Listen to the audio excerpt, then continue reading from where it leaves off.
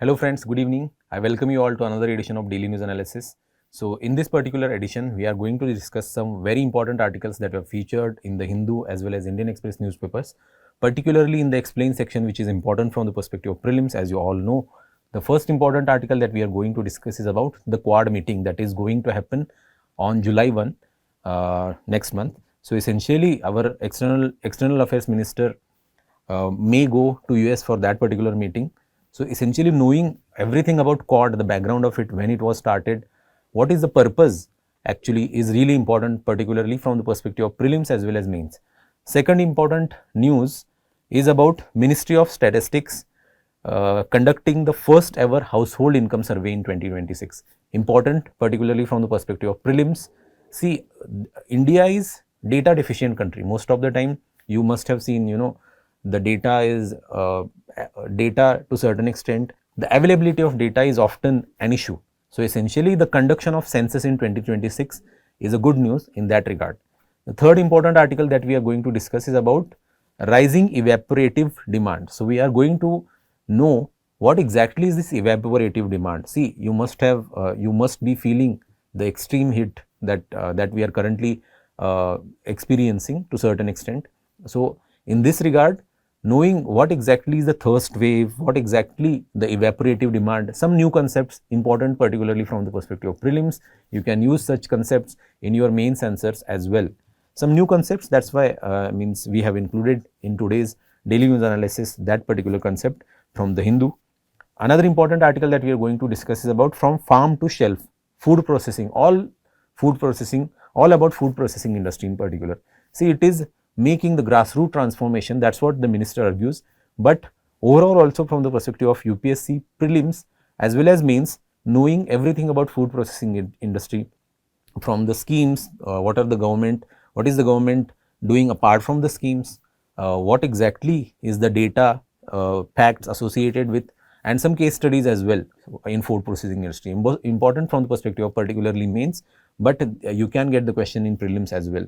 In the decoded section that is important for the mains, we are going to discuss very interesting and important article that was part of the Hindu editorial called the sorry state of South Asian economic integration. So you must have observed mostly the economic integration in South Asian countries is very less. We have seen less trade between the South Asian countries. On the other hand, you can compare that to the blocks like EU. We are nowhere near it, but there is a tremendous potential for the integration of South Asian economies. That's what the author argues here. Important article from the perspective of particularly GS2 as well as GS3 economy to certain extent as well. So stay tuned for this edition of Daily Analysis. So the first important article is about Quad meeting that is going to happen on July 1, particularly in US, and there are chances our own external affairs minister attending that particular summit. So this particular meeting is important from the perspective of overall, dynamic that the current world is going through.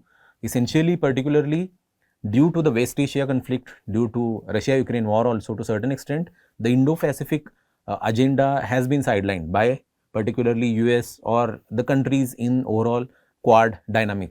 So essentially refocusing our attention on the Indo-Pacific agenda and the Chinese threat in that regard is really, really important. See, there is also news that in the coming September, October, there is a leader summit which will happen in India itself when it comes to Quad.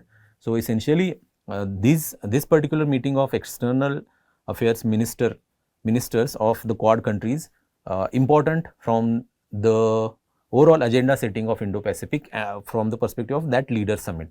So essentially, but from the perspective of prelims, particularly knowing what exactly is the Quad is the foremost thing here. What are some exercises, military exercises in particular associated with Quad is another important thing that we are going to discuss in this particular article. See, as I said, the context here is really, really important, and this will be the first meeting of Quad post Operation Sindoor as well. So it is a good opportunity for India to convey its own concerns and its own include its own agenda into the Indo-Pacific overall rhetoric. So from that perspective, this particular meeting is also very important. So as I said, there is going to be a leaders summit in India itself, which will happen in September, October. So at that point of time also, most of the time the agenda may be set for the Quad in that leader summit itself. So we are excited about overall the Indo-Pacific sort of strategy in that regard as well.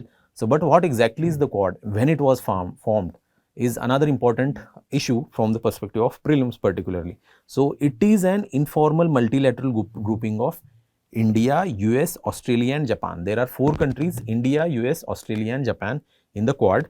Particularly, it is aimed at cooperation for free and open Indo-Pacific. So, essentially, free and open Indo-Pacific is the foremost goal for the Quad countries particularly. So, the evolution here is also very, very interesting.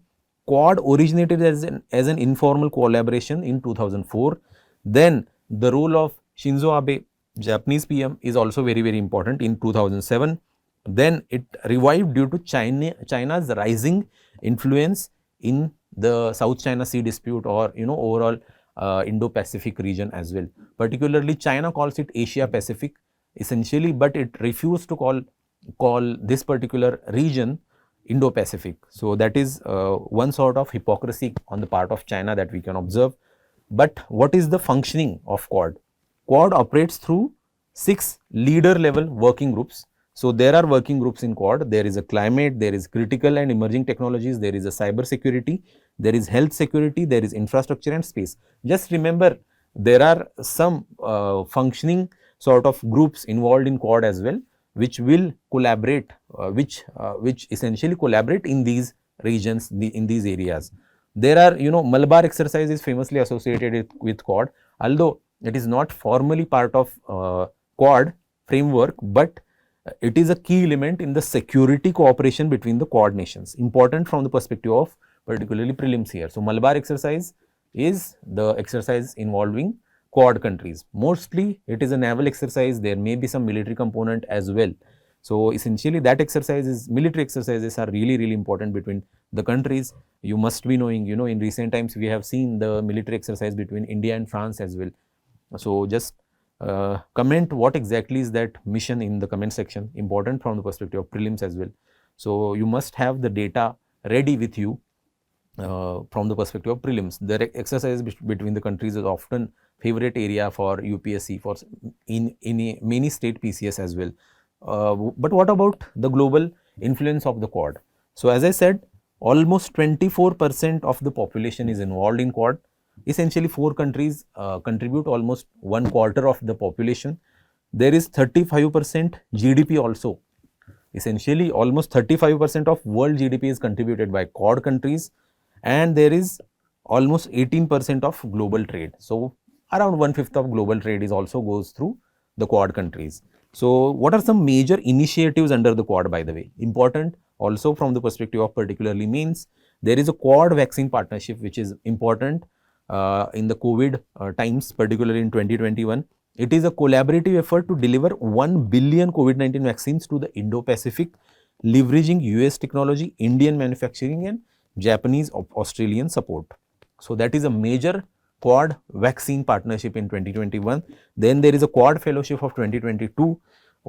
It offers scholarship to 100 students from Quad countries for STEM studies in US, fostering academic and technological collaboration. Then there is Indo-Pacific Maritime Domain Awareness, which is also which is also launched in 2022. It enhances maritime surveillance by sharing satellite data to combat illegal fishing and ensure regional security. Then there is a climate working group, there is infrastructure coordination group, there is a critical and emerging technologies group, and there is cyber security partnership as well. Space cooperation and collaboration is also emerging as major arena in that regard. But apart from that, what is the strategic importance of the Quad for India? So, it is in alignment with India's Act East policy. It is, defense collaboration in that regard is important to tackle the Chinese threat in India's neighborhood. Then there is again balancing China's influence in overall Indo-Pacific as well. As I said earlier, China refuses to accept the concept of Indo-Pacific. It still calls it Asia Pacific. There is a geopolitical leverage as well. So, one means it is strategically very important from the perspective of India to for the Quad to succeed in particular. But what are the challenges faced by Quad, by the way? There are divergent priorities. As I said, most of the time nations' foreign policy is guided by their own national interests. So, there may be divergent priorities as well, leading to differences in prioritizing specific issues such as trade, military cooperation or climate change. There are often political considerations as well behind these divergent priorities. Then there is a Quad perception of an anti-China alliance. Obviously, most of the time India tries to actually look at Quad as a more of a collaboration between like-minded countries, which is not particularly against China, but given the US huge presence in Quad, it is often considered as an anti-China alliance. Many nations have significant ties with China. That's why they mostly may not support holistically the Quad in particular. It is very much true for ASEAN countries in general. Quad lacks a formal structure or secretariat. There is no secretariat or formal structure, as you can observe. It is informal grouping between the countries.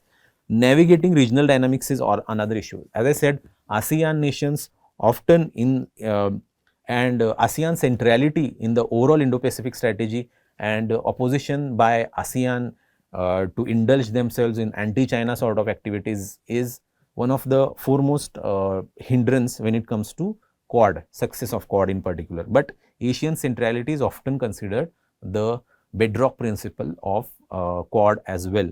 So, this is the practice question for you. Just comment your answer in the comment section. The second important article that we are going to discuss is about Ministry of Statistics going to conduct first ever household income survey in 2026. Important from the perspective of prelims, what exactly is this household income survey? By the way, you must know what is the income also, what is the gross national income per capita in India. Important interesting fact data, you can utilize that particular data in mains as well. So, this is important from the perspective of GS3, economic growth and equality, etc. Again, let me give you some overview of the survey. So, essentially Ministry of Statistics and Program Implementation will conduct first ever dedicated household survey in 2026. Purpose is to understand the income distribution, assess the impact of technology adoption on wages. It also aims to address long-standing data gaps in income measurement. So, most of the time, data is one of the foremost issue when it comes to India. Right measurement depends on the right data, but most of the time there are many issues when it comes to conduction of the data first, then analysis of the data, and mostly also the political considerations involved because the acceptance of that particular data, what sort of result it will give. It may not be politically convenient for the governments at central, at state level. So, many times there is political opposition as well. So, considering all these factors, data is one of the foremost issue when it comes to right measurement of India's growth. So, that is why conduction of this particular household survey is very, very vital. See, background and need. India, Ministry of Statistics and Program Implementation particular has cited urgent need to understand the structural changes in the Indian economy over the last 75 years. Most of the times, as I said, data is an issue. Right amount of data at right time is needed to actually gauge what exactly India has achieved in these 75 years. To certain extent, latest data will give us latest sort of economic figures. So, it may contain less amount of errors as well. There are past efforts, by the way, in this regard in 1950s, 60s, 80s, but they failed due to operational challenges and unreliable data points. So, most of the time, particularly in 1980s particularly, there is example in that particular article which mentions that there are gaps in the data in such a way that the final income that it showed, it is lower than the actual amount spent and saved by the households. So, essentially that overall data itself is flawed in that regard. So, considering all these issues in the data collection, conducting the new household income survey is really, really important. Most of the time government is trying to actually improve the data collection. You must have seen in recent times, we have seen the census, announcement of census in 2026 as well.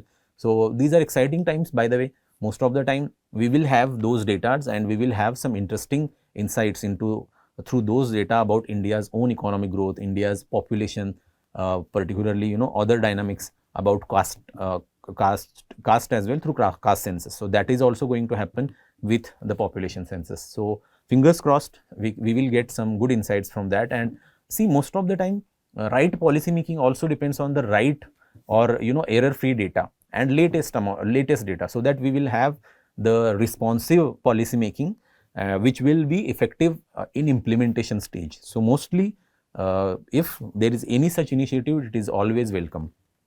So there is a technical expertise group which is formed in that regard, whose chairperson is Surjit Bhalla, who is economist and IMF executive director, former obviously. What are the responsibilities of this TEG, technical expert group, by the way? It is to finalize concept, sampling designs, estimation methods, recommend best international practices, oversee in finalization and realization of release of survey details. So technical group has been formed under that particular economist. But by the way, what are the related data and surveys? As per Ministry of Statistics and Program Implementation, per capita GNI, this data point here is really important. Per capita GNI, gross national income in India, is 2.31 lakh at current prices. So there is a current price. At current prices, our per capita GNI is around 2.31 lakh. Remember this particular data, which is MOSPI data of 24-25, which is up from to 8.7% from the previous estimates. MOSPI has expanded its data collection beyond regular macroeconomics indicators like GDP, CPI and IIP. So essentially in this upcoming data, they are going to also look at the technological angle as well. So how technology has actually affected the data points, that is also another important area of that particular survey, which is going to be conducted in 2026. In recent years, it has conducted new thematic surveys to capture various aspects of Indian economy, which includes unincorporated enterprises, service sector, private capex, tourism, etc. So in recent years, we have seen some of these initiatives, but obviously the data in that regard and the right sampling size is also very vital. And apart from that, MOSPI also conducts monthly PLFS, or releases rather monthly PLFS data, periodic labor force survey particularly, which now includes data on rent, pension, interest, remittances. By the way, it is yet to be published when it comes to remittances. So upcoming releases, by the way, what are some upcoming releases when it comes to MOSPI? By the way, there is annual survey of industries of 23-24, and there is household social consumption health survey as well. So these are upcoming. The results of these surveys are expected in coming times. So now we are going to discuss some basic concepts from the perspective of prelims. Now GDP, you all be knowing what exactly is GDP. It is a total value of all final goods and services produced within a country's borders in a given time period, regardless of the producer's nationality. Important, just remember the definition in you may and UPSC has asked the questions. Having the basic conceptual clarity is really important in economy. So just try to have this basic conceptual clarity. Definition is important, as I said. What exactly is then gross national product? By the way, it is a total value of goods and services produced by a country's residents, both domestically and abroad. Means essentially GNP, gross national product, is equal to GDP plus net income from abroad, which includes interest, dividends, profit, etc. So there is some, that is minor difference between GDP and GNP. What exactly is this GNI then? Similar to GNP, total income earned by a country's resident, including net foreign income. So essentially, which is similar to GNP and used in global economic reporting. Most of the time, GNI is used in global economic reporting, not GDP. You must be knowing what are the flaws in GDP measurements. Very famous, UPSC has also asked the question in mains in that regard as well. What exactly is this consumer price index then? CPI tracks the average price changes of fixed basket of goods and services commonly consumed by a household, indicating inflation and shifts in purchasing power. CPI includes goods as well as services. Remember this particular fact, important. There is fixed basket of goods. You must be knowing the number of products in that basket. It is compiled and released by MOSPI. Important, just remember this particular fact here, important particularly from the perspective of prelims. MOSPI releases CPI. What exactly is this index of industrial production then? IIP. Particularly, this is released by CSO under MOSPI with 2011-12 as the base year. And in recent years, we have seen the news about the change in base years as well. So IIP measures short-term changes in industrial production reflecting growth or contraction in the sector. Important. There are the 8 core industries contribute around 40.27% to the index. Remember this particular fact here. So, 8 core industries. By the way, just comment in the comment section what are these 8 core industries which contributes around 40.27% of to the index. Important particularly from the perspective of prelims. This is the practice question for you. Just comment your answer in the comment section. Now, the third very interesting and important article that we are going to discuss is about rising evaporative demand. This is something new. What exactly is this evaporative demand or thirst wave? Heat wave we all know, but what exactly is this thirst wave? See, these are the terms coined by some scholars. We must know what exactly is the scholarly analysis of these particular terms, so that you can utilize such terms in your answers as well. See, this particular article is more important from the perspective of mains, I agree, but you can get some hints from the perspective of prelims as well. So, essentially what is in the era of climate change, what has happened is the air has become more thirsty due to global warming. Very true. Quenching this thirst has meant more water is coming off the land, including from plants, trees, and leaving them drier. So, there is a rise in evaporation, that is what is observed due to the rising temperatures. Essentially, that is why understanding evaporative demand, the concept of evaporative demand in that regard is important. So, what exactly is this evaporative demand? See, it measures how much water the atmosphere wants to absorb if enough is available. Essentially, how thirsty the air is. So, essentially, how thirsty the air is, that is measured by the evaporative demand. Essentially, it measures how much water the atmosphere wants to absorb if enough is available. It is influenced by temperature, humidity, wind speed, and solar radiation as well. Global warming is increasing atmospheric thirst, causing more water loss from soil, plants, and trees. So, this is generally observed. This is the rising, this is very worrying trend, by the way. But what exactly is the concept of thirst wave then? Thirst wave refers to 3 or more consecutive days of extreme evaporative demand. Remember, you understood what exactly is the evaporative demand, then knowing what exactly is the thirst wave depends on that particular thing. So, essentially 3 or more consecutive days of extreme evaporative demand leads to thirst wave. Study in particularly Earth's future found thirst waves are more intense, frequent, and longer lasting. The changes or the chance of no thirst wave during growing season has decreased. So, it indicates the impact of climate change, global warming as well. What is the impact on agriculture, by the way? Crops like rice, wheat use water based on daily evaporative demand even with full irrigation. High evaporative demand increases water needs, putting pressure on irrigation and water sources. So, this high evaporative demand may adversely impact agriculture as well. Measuring evaporative demand then is important in that regard. Standardized short crop evapotranspiration measures evaporative demand using a 12 centimeter grass surface with unlimited water. See, you do not have to remember this particular fact here, not important from the perspective of exam. Just remember what exactly is the evaporative demand. You can have, you may use such terms in your answers particularly. Just remember that. So, just go through this particular slide here, not that much important from the perspective of exams. There is India specific research gaps which are mentioned in that particular article, not that much important. Again, data deficit in India, again, as I earlier mentioned, India is always data deficit country despite having the tremendous amount of raw data in its possession. To a certain extent, the refinement of data is always an issue, and collecting the data at the right time through the right sample size is also very important. So, great research is needed to understand and predict crop vulnerability and water stress in that regard. So, most of the time that is an issue. There is a global south and climate vulnerability, which is this can be the major issue here.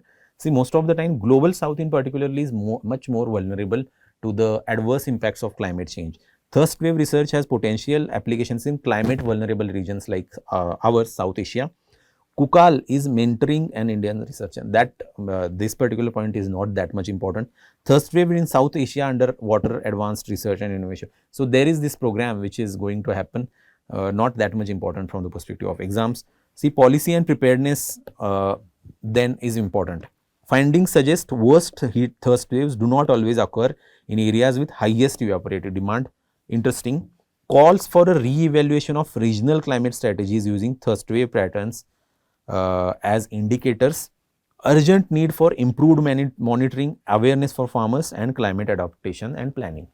These 1 or 2 points you can remember as a conclusion part. Okay, important from the perspective of particularly means just know what exactly is the evaporative demand, what exactly is the thirst wave. These two concepts are important. As I said, thirst wave is essentially 3 or more consecutive days of increased evaporative demand. So this is the practice question for you. Just comment your answer in the comment section. Another important article, very important, is about food processing industry from farm to shelf, written by the minister himself. So essentially, it has lot of data points. Just note down some data points which you can utilize in your mains answers particularly. Food processing industry, again, you can get the question in prelims in that regard as well. So we have seen the sectoral transformation through national vision. So what exactly has happened is food processing is driving inclusive growth, rural empowerment, and global market integration. We have seen so many success stories when it comes to food processing industry. Mostly, there are from Kashmir to Andaman and Nicobar Islands, micro entrepreneurs are entering formal markets and scaling businesses. So micro entrepreneurship is getting promoted due to the food processing industry and its promotion by the government. So from every corner of the country, the micro enterprises are emerging. Very sort of encouraging trend that we have seen. It aligns rural strength with national income momentum, economic momentum, not income. Sectoral growth and institutional push. As I said, government is pushing this particular sector because it has lot of potential for job growth as well at the same time. Gross value addition in food processing rose from 1.34 lakh crore in 2014 to 2.24 lakh crore in 2025. You can see the tremendous growth that has happened in last almost 10 years. It reflects the impact of policy reform, ease of doing business, and institutional support. So what are some key governments and schemes regarding the food processing industry then? Important particularly here from the perspective of prelims. First and foremost, there is a Pradhan Mantri Kisan Sampada Yojana, very famous scheme. There are almost 1600 projects which are sanctioned under this particular scheme. Almost 22,000 crore in private investment have been mobilized, and there are almost 250 lakh metric tons of processing capacity created. See, India produces enough food for its population to a certain extent, but it is always the processing that is an issue. So the promotion of food processing industry in that regard is important from the perspective of food security as well. So in that regard, 250 lakh metric tons of processing capacity has been created under the Sampada scheme, benefited almost 53 lakh farmers, created 7.6 lakh jobs. Note down this particular data. You can utilize the transformative change brought by this particular scheme in your answers. Then there is a PMFME, formalization of micro food processing enterprises scheme under Atmanirbhar Bharat mission. There is with an outlay of almost 10,000 crore. It aims at formalization, capacity building, and credit access for micro food enterprises. There are almost 1.41 lakh loans worth 11,205 crores sanctioned under that particular scheme. It supported 3.3 lakh SHG members. This point here is really important. So it is giving the fillip to the SHG movement as well. Over 1 lakh individuals trained, 75 incubation centers approved under the scheme as well. So it is creating the trained workforce as well. So it is creating jobs. 17 regional brands launched, rooted in local heritage. So essentially it is also promoting India's own brand of Atmanirbhar Bharat, go local essentially. There is a product link incentive scheme as well, PLI scheme. So that is also, food processing industry has been included under that scheme as well, with outlay of 8,900 crore. It generated almost 3.3 lakh jobs, added 67 lakh metric tons of processing capacity. These, just note down the data points here. Mostly in GS3 answers, you have to utilize lot of data. from that perspective, you must know the data in the first place. So, and very, very importantly, this particular article here gives that data. So, note down the data points. You can utilize the data effectively in your answers. There is infrastructure and quality assurance as well. 50 irrigation units and 100 NABL accredited food testing labs announced in budget 24-25. It aims to reduce post-harvest losses and enhance food safety and export readiness. As I earlier said, food safety and security is another,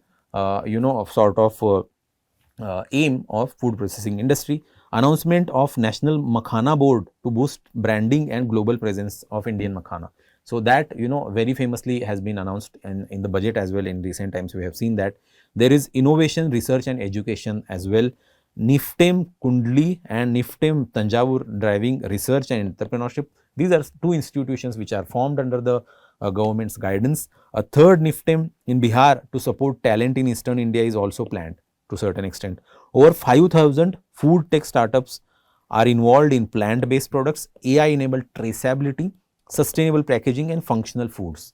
So, it is promoting startup culture as well. So, we have seen more than 5,000 startups under the government's tutelage in that regard. Global engagement is also important from that perspective. World Food India serves as a global platform for investment, innovation and showcasing India's food processing capacity. So, we have our own World Food India forum as well. Grassroots impact stories. So, these are some case studies you must note down. In Bihar, entrepreneur Gyanish Kumar Mishra turned makhana into an exportable snack brand with PM FME support. Then in Chhattisgarh, we have a tribal kitchen in Bastar reimagined Mahua into chocolates, energy bars and tea, preserving heritage and accessing global markets for tribals. So, just note down these particular case studies you can utilize effectively in your answers. Very, very, very important. Now, what is the vision ahead for our own food processing industry? Government's goal is to make Indian food products globally recognized, symbolizing collective prosperity and national pride. Collective prosperity and national pride, it is rooted in our own local culture. Food processing is now a pillar of rural transformation, employment and sustainable development. Just note down this conclusion here. You can effectively utilize in your answers. So, I know this particular article is more of a mains centric, but this is the practice question for you. Just comment your answer in the comment section. So, in the decoded section, which is important from the perspective of mains, we are going to discuss interesting article written in the Hindu editorial by the author. Essentially, he argues the South Asian economies are at loss when it comes to economic integration. So, essentially, there is a tremendous potential, but it hasn't been utilized properly. That is the argument made by the article, and he advocates for the greater integration, economic integration in South Asian countries as well. So, but what are the issues in this particular integration? Who is majorly responsible for this? That analysis is important in this particular article. Particularly, the South Asian region is one of the least economically integrated regions in the world. As I earlier said, the intra-regional trade of South Asia, South Asian Free Trade Area or SAFTA, accounts for barely 5 to 7% of its total international trade. You can see the huge amount of disparity here. In comparison, you can see EU, which sees 45%, ASEAN 22% and NAFTA, which is North American Free Trade Agreement, almost 25% of their trade occurring within their reactive or respective regions. So, you can see the tremendous potential of intra-regional trade, particularly almost 45% of EU's trade is intra-regional within its partners. So, essentially, but only 5 to 7% when it comes to South Asian region. So, there is a huge disparity. Even ASEAN has almost 22% of its trade within the ASEAN members themselves. So, but what is the current scenario? What is the exact current scenario when it comes to South Asia? South Asia's trade to GDP ratio decreased from 47.30% in 2022 to 42.94%. It is a slight decrease, but nonetheless it is decrease. The World Bank reported a softened growth forecast of 5.8% for 2025, down from 6% in 24, with imports outpacing exports across all South Asian countries. The region's trade deficit expanded significantly from $204.1 billion in 2015 to $339 billion in 2022. So this data point here indicates that there is a global trade deficit when it comes to South Asian regions to the tune of almost $339 billion as of now. So the value of overall trade increased significantly between 2015-2022 to approximately $1335 billion. So some data point is here. There is a potential for economic integration though. So that's what the author argues. It is a sorry state, but there is a potential for economic integration. Why? Because first, there is underexploited capacity of the South Asian region. South Asia represents almost 25% of the world population, but a combined market of only $5 trillion in GDP. That too, almost $3 trillion is Indian market itself. India GDP itself is a $3 trillion. In contrast, the EU with 5.8% of world's population accounts for $18 trillion in GDP. You can see the contrast here. Untapped intra-regional trade. Potential trade could exceed $172 billion according to UNSCAP estimates. Over 85% of the trade capacity remains unutilized. This particular fact here is important. Note down this particular fact. Almost 85% of the trade capacity remains unutilized. Current trade around $23 billion by the way. Sectors with potential: agriculture, textile, services, pharmaceuticals, energy. Lot of potential is there in these particular sectors. Then there is another issue of geography. Strategic geography connects the South Asian regions. Despite that, integration hasn't happened. The proximity among countries allow for low-cost logistics, regional value chains, serve as a natural bridge between Central Asia, Southeast Asia, and Middle East. So South Asian region itself can act as a bridge between these three different sort of economic areas, but that hasn't happened. Existing frameworks. There is a SAFTA. By the way, there is a SAFTA, South Asian Free Trade Agreement, and other regional initiatives like BBI, and there is BeamSteak as well, offers a foundation for deeper integration, and although it is also underutilized. Complementary economies, diverse resources and specializations. For example, India's IT, Bangladesh textile, or Nepal's hydropower. So offer a scope for mutual economic gains through trade and investment. This particular point here is important. So there are complementary economies. Each economy has its own strength, and overall integration can actually resort to these sort of complementarities. But employment and poverty reduction again is a challenge for these countries, but the South Asian integration itself can give the solution to this particular issue. Regional integration can generate millions of jobs, enhance infrastructure development, and help reduce poverty across borders. Pretty much possible. But what are the challenges? This particular slide is the foremost important thing. Issue is border disputes and terrorism concern. Most of the time, Pakistan is at the root of it all. Border disputes among South Asian nations significantly hamper trade and economic cooperation. So in recent times, we have seen Operation Sindoor and India-Pakistan tension. Given these sort of terror insurgencies created by Pakistan on Indian soil, particularly Kashmir, the economic integration, or even talking about economic integration in South Asia, is a taboo now. So you must have seen, the suspension of bilateral trade between the countries. So most of the time, that point itself makes the whole South Asian region integration moot. Essentially, higher trade costs. Intra-regional trade costs are 114% of export value, making trading with neighboring nations more expensive compared to trading with distant partners. Intra-regional trade costs for ASEAN are 40% lower than intra-SAARC trade costs. So there are more trade costs intra-regional. Why? Because the region itself is not economically integrated. So there are tariff issues and tariff changes with each country. So most of the time, that's why intra-regional trade costs are higher when it comes to South Asia. Ineffective regional frameworks. SAFTA and SAARC are ineffective. SAARC in particular, due to the Pakistani in transitions, has been ineffective for so long. Asymmetry in economic size and influence. India's economic dominance creates concerns among smaller neighbors about unequal benefits and strategic dependence. So there is often accusations of big brotherly attitude towards India. So and because Indian economy in South Asia is disproportionately large, protectionist policies, as I said, frequent use of tariff hikes, quotas, and non-transparent regulations restrict free trade. Lack of connectivity is also an issue. Lack of poor cross-border infrastructure is problem. So most of the time, all these regions actually effectively hinders the economic integration of South Asia. But what is the way forward, by the way?